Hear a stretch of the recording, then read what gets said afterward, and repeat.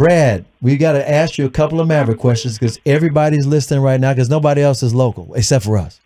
All right. Brad, first of all, I mean, obviously, let's start with the top. What do you know about how the Jalen Brunson saga unfolded, particularly Today, as it came about today with the delegation supposedly meeting and then not meeting? What do you have as far as insight in that? Well, I mean, as of this morning, I thought the meeting was going to occur, but then late afternoon, really probably around 2:00, Mark Cuban tweeted a short video that appeared to be taken from inside of Nico Harrison's office. You know, it was showing the live game that was going on. They were watching Luka's game. And so that was a timestamp in a sense. And I wasn't for sure if that was Nico's office, but as you started to think about it, and then boom, a couple hours later you hear, early reports that the meeting had been canceled. Well, you go back, and really that explains it. I think the Mavericks actually found out early in the day that there would be no meeting.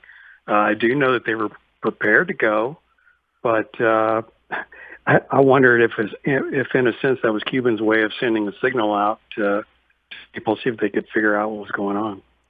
So the deal that they did make today was they did sign JaVale McGee. JaVale McGee. And JaVale, as you and I both, we saw him at the Mavericks Golden State Western Conference Finals game at the American Airlines Center. So maybe that was his way of, hey, I'm available. Can you talk about what you think they may be doing with the signing and how he might fit in? Yeah, and he was actually also went to the Game 5 at Golden State, and of course he has a history with both teams. I think he adds more than maybe what meets the eyes with some fans. I mean, he's a guy that will probably come in, play 10 or 15 minutes a game, but I guess he told Tim McMahon he expects to start, so I assume that's what Jason Kidd told him. But Dwight Powell started too, and he would start, and sometimes you play more minutes, and sometimes it'd be more spot minutes. But if you look at McGee's career track, ever since he left the Mavericks in 2016, he's done nothing but win and play and being on really good teams and playing at a high level. So I think he's going to bring some of that shot blocking presence that.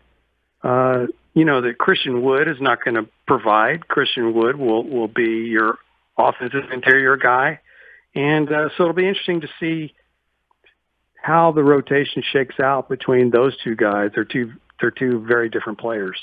Now, Brad, one of the things that, I mean, I guess this is just kind of clerical to tidy it up, but for those of us that have been looking, dutifully at spreadsheets for the last how many weeks, do we know if this JaVale McGee signing is in fact that taxpayer mid-level exemption, or is this going to be something where they might need to make a deal in order to clear up that space? My understanding is it is for the exception, but not all of it. So they won't have to use. They need to use some of it to sign Hardy.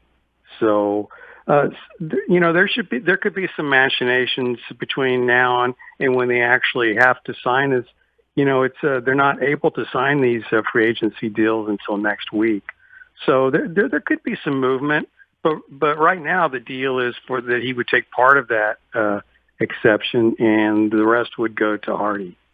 One thing about Nico Harrison, Andrew Baker, Michael Finley in that front office, they do a lot of things stealth. Can you imagine or theoretically figure out what they might be doing next, what might be up their sleeve? What seems logical right now, but we really don't know. We didn't know the Porzingis deal was going to happen until it happened. Right. Well, if you just look at it logically, they do seem to have a lot of big men right now. Brad, I'm sorry. Could you start again? You were cutting out. Well, if you just look at it logically, it looks like the Mavs maybe have one too many big men. Now, whether they could use, perhaps trade Powell, who will have an expiring contract, to bring in a wing, that remains to be seen. But if you're asking me what type of move, I would say something like that. I just think right now they probably have one big man too many, And so if there's a move to be made, that's probably where it would be. Now, we're talking to Brad Townsend of the Dallas Morning News right here on the Diamond Factory Hotline on 105 Through the Fan. And Brad, it almost feels silly to ask it just because we talked about this for so much, but the Mavs name was brought up again in talks with, the Brooklyn Nets and Kyrie Irving. And of course, the reporting was that, the Mavs might kick the tires on Kyrie. What insight do you have on how the Mavs feel about Kyrie and what that kicking of the tires might have resulted or might result in? Well, look, the Mavs are going to be careful not to, poor mouth a specific player. But, I mean, I've been told in uncertain terms there's no interest there. Oh, that's pretty cut and dry, isn't it? Exactly. My personal feeling about Brad about Kyrie, I was saying this earlier, Kyrie's satisfied. He's got a ring. He knows he's one of the best players in the league. He's not driven. He's not all in. He's got things in life that he'd also like to do as much as play basketball. It's not like basketball is the end all with him. And I don't necessarily think the Mavericks at this point in their situation with the growth of their team, they need guys who are all in. That's just my thought. Well, I agree 100%. I mean, he's an interesting guy. I mean, he's a phenomenal talent. But if you look at the track record of the last few years, and look, he didn't want to get vaccinated. He wanted to make a stand on that. Didn't want to go to the bubble. More power to him. Didn't want to go in the bubble. More power to him. But like you said, the Mavericks need people who are all in. That goes completely counter to last year's mottos, which were, we're going to have clear communication. It's going to be all in. Everybody's going to be pulling the rope the same way. And so, I don't think he would come in and ruin the Mavericks locker room because it's a strong locker room as it is, but he would be an odd fit, to put it mildly. Okay, it's been a long day and a long night, but before we get out of here, let's go with the crazy theoretical of the day. Kevin Durant said he wants to be traded. Mm-hmm. The guy that fit his contract into the Brooklyn Nets system, along with Kyrie Irving, is a guy named Andrew Baker, who now works for Nico Harrison, Mark Cuban, and Michael Finley, that front office. Mm-hmm. Is there any way in hell, if the Mavericks wanted to, they could figure out a way to get Kevin Durant here? Well, I mean, there's no doubt that they would want to. I think every 29 teams want to do that. I just don't see the Mavs having that ammunition because I've got to think that the Nets would want some draft picks out of it. Obviously, it's going to be an unprecedented package. I don't care if Durant is 34. I don't care if he's had an Achilles injury.